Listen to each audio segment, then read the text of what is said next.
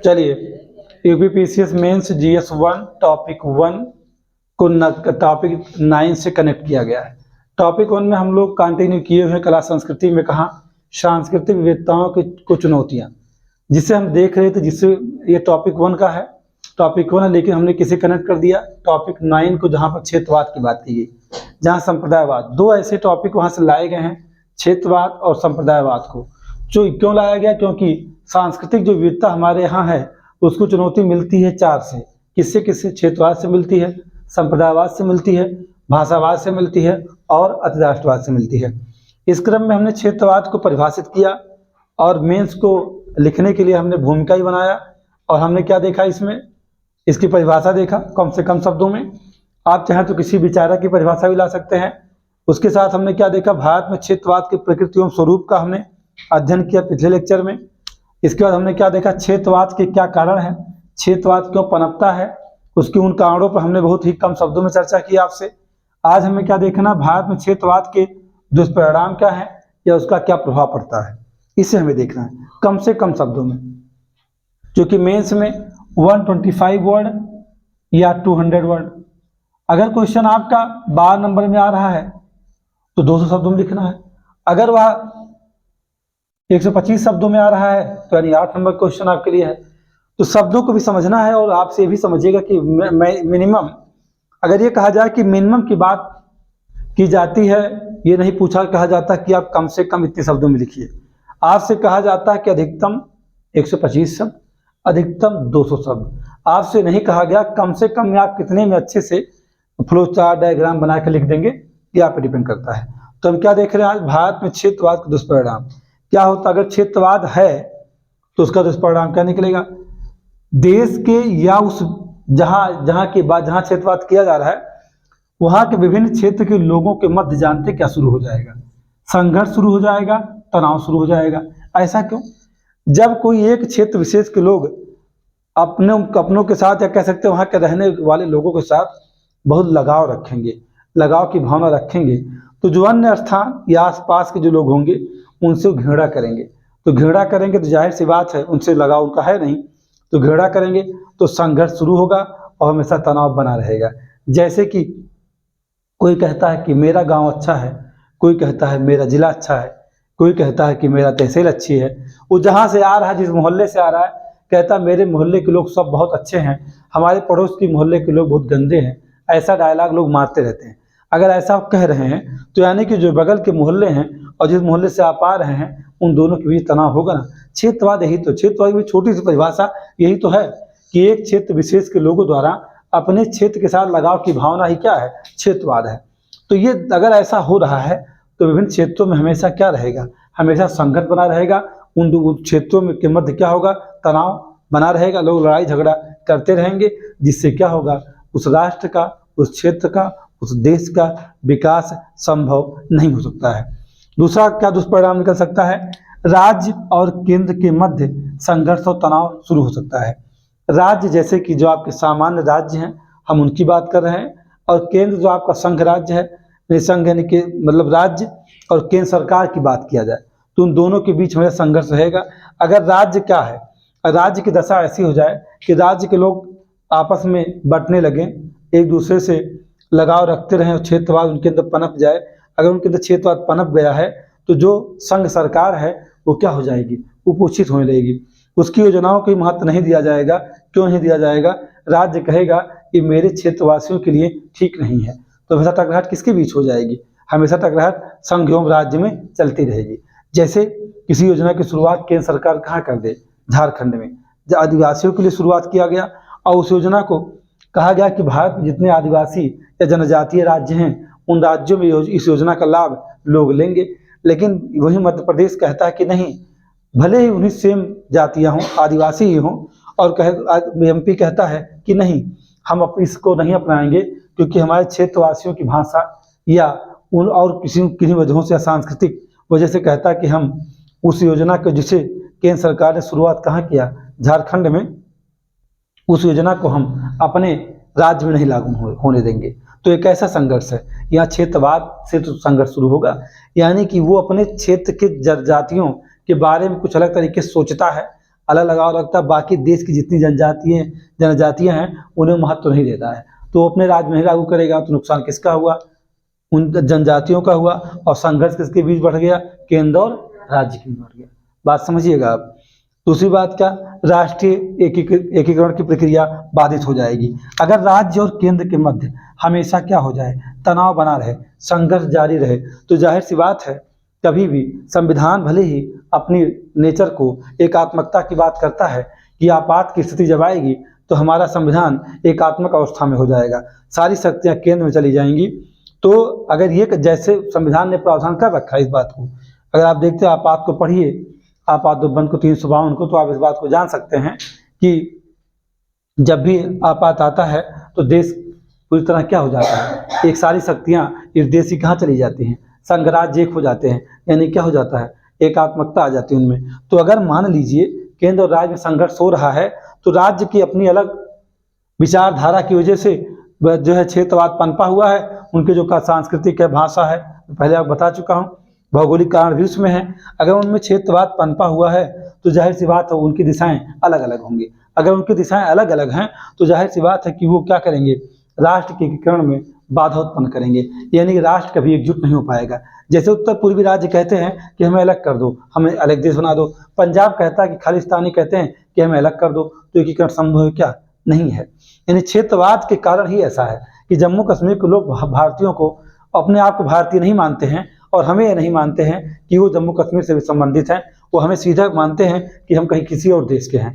वो जम्मू कश्मीर को पहले वहाँ के निवासी ये नहीं मानते थे कि भारत के हैं, वो भारतीय खुद को नहीं मानते थे। हम जबरदस्ती उनको थोपते थे कि आप इस बात को जानिए कि आप भारतीय हैं। भारत के बहुत सारे राज्य ऐसे हैं जहाँ पर कुछ ऐसे क्षेत्रवाद के होने की वजह से, क्षेत्रवाद अगर ना होता तो ऐसा ना होता, क्षेत्रवाद के होने की वजह से नक्सलवाद पनपा हुआ है, आतंकवाद जैसी घटनाएं घटती हैं, और वो क्या हो जाते हैं? अलगाववादी संगठनों का निर्माण कर लेते हैं। वो ऐसा क्यों करते हैं? वो करते हैं क्यों? कहते हैं कि भारत के है ही नहीं, वो खुद को भारतीय नहीं मानते हैं। बहुत सारे लोग ऐसे हैं। जैसे एक बार मथुरा में रामबाग एक स्थान है, उत्तर प्रदेश के मथुरा में रामबाग बहुत चर्चित स्थान था। वो रामबाग में एक घटना घटी थी। एक वहाँ पर कोई सन्यासी थे, उन्होंने खुद को कहा कि मैं सुभाष चंद्र बोस हूँ, और भारत सरकार, ये सरकार नहीं है, ये तो अंग्रेज लोग हैं जो देश गुलाम बना के रखे हैं, मैं सुभाष चंद्र आज़ाद हूँ और मैं आज़ाद करवाऊंगा। उन लोगों को भड़काना शुरू कर दिए थे, तो उनके लिए ऑपरेशन चला करके उनके पूरे मठ को नष्ट किया गया था। ये घटना बहुत पुरानी नहीं है, इस मोदी सरकार के समय की घटना है ये, कहीं ऐसा नहीं कि कोई पुरानी घटना है। यानी योगी और मोदी के आने की बात की है। इसी बीच में कभी ये घटना घटी और बार बार कहता था, लोगों को भड़काते रहते थे। तो जैसे ऐसे विचार, ऐसे क्षेत्रवाद की भावना जहाँ पनप जाएगी तो जाहिर सी बात राष्ट्र के एकीकरण नहीं हो सकता है, वो राज्य अलग अलग होते चले जाएंगे। यानी राज्य, अगर कोई भी राज्य क्षेत्रवाद करता है, झारखंड कहता है, झारखंड की जनजातीय क्षेत्र के लोग कहते हैं कि हम भारत के नहीं हैं। वो कहते हैं भारत के लोग हम नंगे रहते हैं, उत्तर भारतीय लोग कपड़ा पहनते हैं। यानी कि बाकी राज्यों में लोग कपड़ा पहनते हैं, हम तो नंगे रहते हैं, हमारी संस्कृति उनसे नहीं मैच करती है, इसलिए हम स्वयं को भारतीय नहीं मानते हैं। वो हमसे घृणा करना शुरू कर दें, या उन जनजातियों से हम घृणा करना शुरू कर देंगे, हम लगाव नहीं रखेंगे, तो हमको नहीं मानते हैं कि हम भारतीय हैं, वो स्वयं को भी नहीं मानेंगे। तो जाहिर सी बात है कि राष्ट्र के एकीकरण नहीं हो पाएगा। और राज्य का संघर्ष तभी शुरू होगा किससे? संघ से। तब शुरू होगा जब क्षेत्रवाद होगा, यानी किसी बात को लेकर क्षेत्रवाद शुरू होगी। अगर ये शुरू हो जाएगा, जैसे कोई कहता है कि मराठा भाषा के आधार पे तेलुगु भाषी, मराठी भाषी है ना, उत्तर प्रदेश वाले के जिस दिन कहें कि जो भोजपुरी वाले हैं वही अब आएंगे, पूर्वांचल बाकी लोग नहीं आएंगे, तो क्षेत्रवाद नहीं है क्या? ये भी तो क्षेत्रवाद है। दूसरी बात क्या, अगर क्षेत्रवाद पनप जाता है तो कानून व्यवस्था अपने आप चरमरा जाएगी। एक हिस्से के लोग मानेंगे, एक हिस्से के लोग क्या मानेंगे? कानून को मानेंगे, देश के कानून को, और एक हिस्से के लोग कानून को नहीं मानेंगे। जैसे कि इस देश में हम आप कानून को समझते मानते भी हैं, लेकिन वो वैसे क्या कहते हैं? कहते हैं कि बहुत सारे कानून धज्जी उड़ा देते हैं, कहते हैं सीधा कि जो कानून है किसी काम का नहीं है।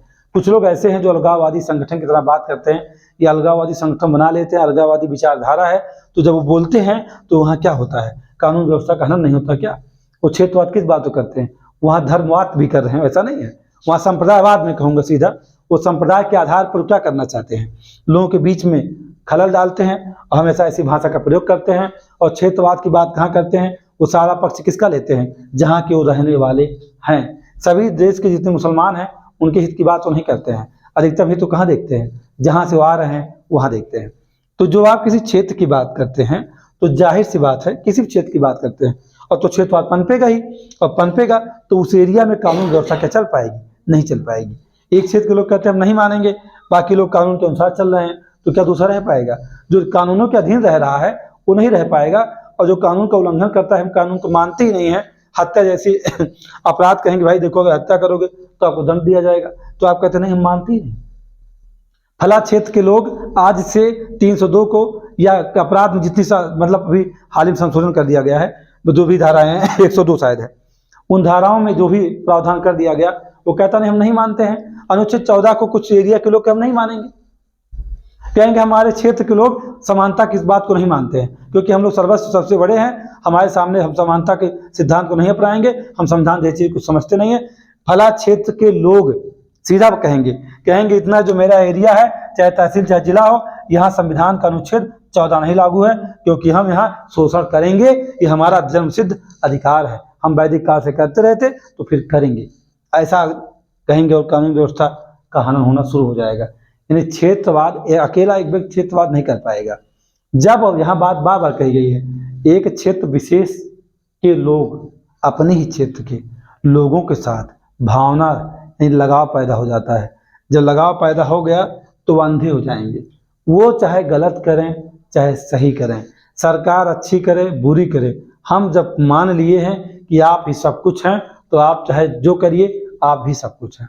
जैसे देखते हैं अपनी माँ या दादी लोग होती हैं, उनके 3-4 बच्चे होते हैं, तो पूरे गांव में उनके चारों बच्चे कितनी भी गलती करेंगी सब गलत हैं उनके चारों बच्चों के सामने।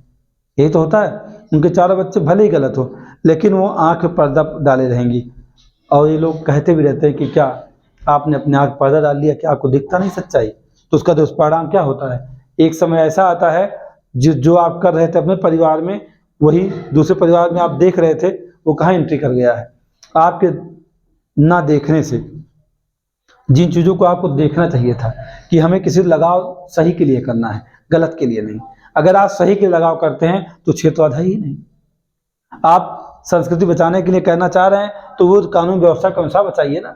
संविधान में तो अनुच्छेद है ना 29 है नहीं है, आर्टिकल 29 तो 30 है ना, तो आर्टिकल बचाओ, कोई मना थोड़ा कर रहा है आपको, लेकिन क्या आप क्षेत्रवाद करके बचाओगे? नहीं, तो इसका हनन होगा।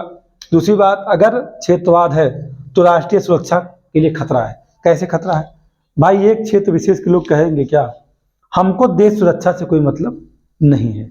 वो क्या कहता है कि हमको देश से क्या मतलब है, युद्ध कर रहे करें अपना, वो जैसे इतिहास में हुआ था, दाहिर के ऊपर बिन कासिम ने आक्रमण कर दिया, दक्षिण भारत जो शासक थे कि हमसे क्या मतलब, हम तो अपने राज्य में सुखी हैं, पूरा संपूर्ण राज्य जो मौर्य साम्राज्य ने स्थापित किया था, जो चंद्रगुप्त मौर्य ने किया था, उससे हमें क्या लेना देना है? हम अपना छोटा सा राज्य जो हमारा विशेष क्षेत्र है जहाँ से हमें लगाव है उससे महत्व रखते हैं। वहाँ की जनता को बहका चुके हैं कि हाँ आपको सिर्फ हमसे मतलब है, हम आपसे मतलब रखते हैं, और दाहिर मर गया, पूरा देखिए इस्लामीकरण हो गया हिंदुस्तान का। इतिहास को आप जोड़ेंगे। और दूसरी बात ये भी है, अभी मान लीजिए क्षेत्रवाद पनपा है, पंजाब में रहने वाले जो लोग हैं वो कहें कि हम भाई सिंध से सटे हुए पाकिस्तान से, आतंकवादियों को हम एंट्री क्या दे रहे हैं, हम क्षेत्र उनका हमारा हिस्सा आधा आधा है, यानी सिंध प्रांत पंजाब में भी और थोड़ा हिस्सा कहाँ है पाकिस्तान में भी, उनके बीच में इस बात को लेकर क्षेत्रवाद पनप जाए और उसके बाद वो अब अलग थलग विचारधारा उनके अंदर आ जाए, यानी अलगाववादी बात को करना शुरू कर दें, तो जो वहाँ पे हैं वो अंदर आ जाएंगे। कौन आ जाएंगे अंदर? आतंकवादी अंदर आएंगे, और जब अंदर वो आएंगे तो राष्ट्रीय सुरक्षा खतरा होगा, क्योंकि राज्य या कोई विशेष क्षेत्र जब क्षेत्रवाद कर लेगा तो वहाँ ना कानून व्यवस्था काम करेगी और ना देश की सरकार जा पाएगी। तो जब नहीं जा पाएगी तो जाहिर सी बात है कि क्या होगा, राष्ट्रीय सुरक्षा को खतरा रहेगा। जैसे अयोध्या के लोग कहते कि हम अयोध्यावासी हैं, अयोध्या में पैदा होने वाला हर कोई क्या लिखता है, अयोध्यावासी। वो अभी ये उनके अंदर ये क्या है, या क्षेत्रवाद ही तो है, या क्षेत्रवाद है। एक इसका दुष्परिणाम क्या होगा, अयोध्यावासी एक समय ऐसा है कि जो बाहर से आएंगे वो लोग अयोध्या में ही सामान नहीं खरीदेंगे। क्यों नहीं खरीदेंगे? वो ढूंढेंगे तो वहां लिखेंगे क्या, जो मतलब फूल माला बिकता है या लड्डू बेचता है, जो भी सामान अयोध्या में बिकेगा, तो वहां लोग क्या लिखेंगे, बस्ती वाले, गोंडा वाले, बलरामपुर वाले अपनी दुकान के आगे से लिखेंगे। ये जो बता रहा हूं उसका दुष्परिणाम है। लोगों जाने अनजाने में जब क्षेत्रवाद शुरू होता है तो उसका दुष्परिणाम निकलता है। एक समय ऐसा आएगा जब जहाँ तभी लोग अयोध्यावासी, सपोज करिए कोई बाहर से आएगा और दुकान लगा दिया तो लिख दिया आगे क्या, फला शिल्प कला बर्तन भंडार, ब्रैकेट में मेरठ वाले। अब मेरठ के जो लोग आएंगे, मेरठ वाले वहीं जाएंगे, अयोध्यावासी फिर ठुल्लू लेके घूमेंगे, घंटा बजाएंगे। मतलब क्षेत्रवाद आप शुरू कर रहे हैं तो ऐसा होना है। अब मान लीजिए कोई कहां से आ गया, कोई चर्चित दुकान है, जैसे सपोज करिए कि जौनपुर में बेनीराम की इमरती बड़ी चर्चित है ना, देसी घी में बनती है। वो अयोध्या में आए, इमरती का अपना दुकान खोल दे हनुमानगढ़ी के आसपास। अगर मैं बोल रहा हूं तो ऐसा हो भी सकता है, हो सकता है ऐसी प्लानिंग कहीं चल रही हो। और बेनीराम आए यहाँ, बेनी साहब बोलते हैं और बेनीराम भी जब कई नाम उनका है, तो वहाँ आए और जब यहाँ बोर्ड पे लिखे तो क्या लिखे, बेनीराम इमरती जौनपुर वाले। अब जैसे हम जौनपुर का नाम सुन लेंगे तो कहीं वो इमरती नहीं खाएंगे, चर्चित। कचौड़ी नेत्राम प्रयागराज वाले, ये होगा, इसका भविष्य आप बहुत जल्दी अयोध्या में देखेंगे, ये दिखेगा, क्योंकि क्षेत्रवाद यही तो है। जब आप बार बार बताएंगे अयोध्यावासी, तो अयोध्यावासी का इनकम किस पे निर्भर है, बाहर वालों पर। तो बाहर वाले जब समझ जाएंगे खेल कि ऐसा करो, अपने जिलों को बांट लेते हैं, अब क्षेत्रवाद करते हैं। अब मान लीजिए हम लिख दिए मेरठ वाले, तो अब पश्चिम से मेरठ से जो आएंगे वो तो हमारे है ही हैं, मेरठ से सटे हुए जिले कहिए नहीं अपने एरिया के, बस खाली भाषा उनका आप प्रयोग कर लीजिएगा बस। नई टैक्सी चलाइए, ई रिक्शा चलाइए, वहां लिख दीजिए मेरठ वाले रिक्शा चालक, लीजिए हो गया। अब ये सब देखना हो तो बड़े शहरों में जाके देखिए, वहां लिखते हैं लोग ऐसा। अब ऐसा क्यों लिखते हैं, तो सब जगह लिखते, ऐसा इसलिए लिखते हैं कि लोग कनेक्ट हो जाएं। तो ये क्या है, सुरक्षक ने खतरा ना बा, ये सारी क्षेत्रवाद वो यही नहीं है। ये तो हमने कम से कम आपको बताया, 3 4 5 पॉइंट बता दिए, लेकिन इसके अलावा ये भी है। क्षेत्रवाद जब शुरू होगा यही तो शुरू होता है। एक स्थान विशेष को जब आप अपने साथ जोड़ के देखना चाहते हैं तो आप क्षेत्रवाद करते हैं। जब आप हमेशा अपने टाइटल को लेकर यूज करते हैं तो आप जातिवाद की बात करते हैं। वाद जब जब आता है, जब जब अपने आप टाइटल को ढूंढते हैं, तो इसका मतलब किसी और का ढूंढिए और खुद का ढूंढिए, तो इसका मतलब आप में वाद है, कहीं ना कहीं कीड़ा मरा नहीं है। तो वो क्या है, वो राष्ट्र के लिए खतरा ही है। जब बढ़ेगा तो ऐसा नासूर बनेगा जिसके लिए कुछ बचेगा नहीं। अतः इसमें ये दुष्परिणाम भले चाहे जो निकले, लेकिन हमारे देश के राजनेता हैं, उनका उद्देश्य सीधा है कि कैसे हमारा उल्लू सीधा रहे, हमें सत्ता कैसे मिल जाए। इसके लिए वो चाहे आपके टाइटल को लाना पड़े, चाहे क्षेत्रवाद को लाना पड़े, चाहे संप्रदायवाद को लाना पड़े, उसका पूरा सहारा लेकर के 5 साल के लिए सत्ता पर वो काबिज हो जाते हैं। उन 5 साल सत्ता ले काबिज होते हैं, उसमें उन क्षेत्रवाद की मदद लेते हैं। वो जब जाते हैं कहाँ, गुजरात कोई जाएगा तो गुजराती भाषा में बात करेगा, और जब गुजरात से ही कोई आएगा पूर्वांचल में तो सीधे कहेगा का रहुआ कैसन बानी, ऐसे बोलते हैं। तो ये क्या मतलब है।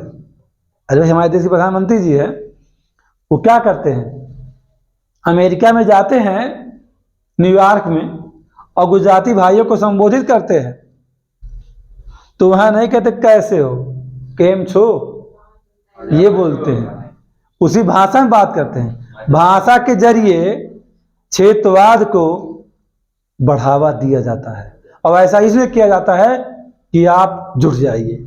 जब हमारे देश के प्रधानमंत्री जी पूर्वांचल के उन हिस्सों में होते हैं जहां सबसे बड़ी संख्या किसकी है, पिछड़ों की है, तो वहां सीधा एक शब्द यूज किया जाता है, वो कहते हैं स्वयं मैं भी आपके बीच से हूं क्योंकि मैं भी तो पिछड़ी जाति का हूं, ऐसा लाइन बोलते हो। और जब कहीं ऐसी जगह जाते हैं तो इतना लंबा चौड़ा चंदन लगा लेते हैं, ये जोड़ना ही है, कनेक्टिविटी है। ये पहनावा बदलेंगे, अगर वो बोलेंगे नहीं, ऐसे मंत्रों का उच्चारण करेंगे, रुद्राक्ष हाथ में होगा, गले में होगा, तो आप समझेंगे सबसे बड़ा सनातनी ब्राह्मण वही है, दूसरा कोई नहीं। ये राजनीतिक लोग इसका लाभ, इस जो क्षेत्रवाद है ना, इसमें बहुत सारी बातें छिपी हैं, इसका लाभ लेते हैं, सब ले रहे हैं। उन्हीं की बात मैं नहीं कर रहा हूँ, जितने भी नेता हैं हमारे यहाँ, राजनीतिक पार्टियां हैं, सब लाभ लेती हैं। जैसे मायावती का, ऐसा कौन सा कारण है कि मायावती इस राज्य की 4 बार मुख्यमंत्री रह चुकी हैं, उन्होंने हमें अपने नीले झंडे को ही महत्ता क्यों दे रखा है? कभी आपने सोचा क्या? नीला ही क्यों चुना? क्योंकि नीला अम्बेडकरवादी झंडा है, उन्होंने वहां से उसको चुरा लिया। हाथी को तो उन्होंने प्रचलित कर दिया चुनाव चिन्ह के रूप में, वो बात दूसरी है। उन्हें सिर्फ दलितों के पास ही वोट उनको लेना होता है, इसलिए वो और कुछ नहीं यूज करती हैं, न उन्हें माला चाहिए न कुछ चाहिए। तो क्या वो जाति को आधार बना के ऐसा नहीं कर रही क्या? वो भी तोड़ रही हैं। वो चाहे अखिलेश यादव हो, चाहे मायावती हो, चाहे जो सब के सब एक जैसे हैं। चाहे तो बिहार में आप जाएंगे, जितनी राजनीतिक पार्टियां उनकी दशा है ये। पश्चिम बंगाल में जाओगे तो सारी बातें किसके लिए? इस्लाम के लिए है, यानी वहाँ मुसलमानों का पोषण कर दिया जाता है। उत्तर प्रदेश में भी बहुत सारे मुख्यमंत्री रहे हैं जो धर्म को पोषित अच्छे से करते हैं। अभी वर्तमान में जो है वो धर्म का पोषण करते हैं, इसके पहले जो रहे हैं वो भी खूब पोषण किए हैं एक धर्म को। तो ये सब क्या है? यही सब तो है क्षेत्रवाद को जन्म दिलवाना और फिर उसके बाद राष्ट्र का पतन करवा देना। यही सब कितना इसमें बताया जाए। ये कुछ बातें इसमें सकारात्मक भी हैं और कुछ बातें दुखद एवं नकारात्मक हैं, जिन बातों को हम लिख नहीं सकते हैं, लेकिन हमें ये पता होना चाहिए कि ये कैसे हो सकता है। पहले हम जोड़ेंगे किससे? पहले हम मिलते हैं किसी से तो कहते हैं क्या क्या है आप? मिश्रा। अच्छा, हम भी तो यही हैं। तो मान लो मिश्रा जी लिफ्ट कम दिए, सपोज करो मिश्रा जी सामने वाले लिफ्ट कम दिए, तो कहेंगे अच्छा मिश्रा जी बताइए आपका जिला कौन सा है? नहीं, जिले पे नहीं आते हैं, पहले गोत्र पे आते हैं। तो कहेंगे मिश्रा जी आप गोत्र क्या है? तो मिश्रा जी बताए हमारा फला गोत्र है। जो भी गोत्र बताएं वो कौन सा गोत्र लाने वाले, साइकिल लिपि लाई हैं, अयोध्या पांडे लाई हैं, वो जाने का लाई हैं, उनके ऊपर डिपेंड भाई जिस पे रहेंगे। अच्छा आप यही हैं? अरे हम भी तो वहीं के मूल निवासी थे, हम भी तो अयोध्या पांडे हैं। अच्छा कहाँ? फलाने जिला में फलाना वंश चलता था, वहीं से हमारा गोत्र यहाँ। अच्छा अभी कनेक्ट नहीं हुए मिश्रा जी, अभी कनेक्ट नहीं हो पाए। गोत्र का भी सहारा लिया गया, जात का भी लिया गया, दोनों से कनेक्ट नहीं हुए थे। अच्छा ही बताओ आपके दादा बाबा कहाँ रहता नहीं? हमारे दादा और बाबा ना बलरामपुर में एक स्थान उतरौला है, वहीं रहते थे। ओहो, तो हमारे तो नाना जी वहीं हैं। जाति ठोका, गोत्र ठोका, कील नहीं ठुकी, अंतिम में ठोका क्षेत्रवाद को और कील ठुक गई। ओहो, आपके नाना हाँ जुड़ा था, वही बंटाधार हो गया। अब ये संघर्ष शुरू हुआ। अब जो पड़ोसी बैठा था वहीं बगल में 2-3 लोग और बैठे थे। अब बेचारे खोइया हो गए। खोइया जानते हैं? गन्ने का जूस निकाल लिया, खोइया कोई काम करना है, रद्दी हो गए। क्यों? क्योंकि अब तो गोत्र से नहीं मिला था, तब तक बगल वाला खुश था। जात में नहीं कुछ हुआ था तो खुश था। और जैसे अचानक क्षेत्र की बात आई, अब वो दोनों जैसे जोड़ी ना अपन चुटिया, या हाथ बांधिन कक्कन बोना बोलते हैं ना, घुमाए हाथ जोड़ लिए। अरे तू तो हमारे हाथ काहे परेशान है, बस हो ही गए। अब वहां पर जैसे क्षेत्रवाद आया, वैसे ही जानते क्या हुआ? विकास अवरुद्ध हो गया। विकास क्या हुआ? तुरंत अवरुद्ध होगा, रुकेगा नहीं। आप जो कर रहे थे अब उसमें अवरोध आ गया, नहीं बाधा, ये सब है, उनमें तनाव होगा, संघर्ष होगा, एकीकरण की बाधा उत्पन्न हो जाएगी। जो आपके नियम कानून है उनकी धज्जी उड़ा दी जाएगी और आपको सुरक्षा खतरा हो जाएगा। तो इसीलिए कहा जाता है कि अपनों से ही अपनों को खतरा होता है। अगर आप सोचते दूसरे खतरा आपको, ना ना, दूसरे से अपने से खतरा आपको है। क्योंकि जोड़िस फिर तुमका मिटाइस, दोनों काम वही करेगा, उसी का खेल होता है, दूसरे का नहीं होता। हाँ, जोड़ेगा जो वही तोड़ेगा, और जो तोड़ना ही नहीं जानता वो जोड़ेगा क्या? दोनों बात एक साथ है, ये बात अच्छे समझिएगा। तो ये जोड़ा जाता है। तो एक लाइन मैंने एक बहुत पहले स्टेटस लगाया था इस बात को लेकर के,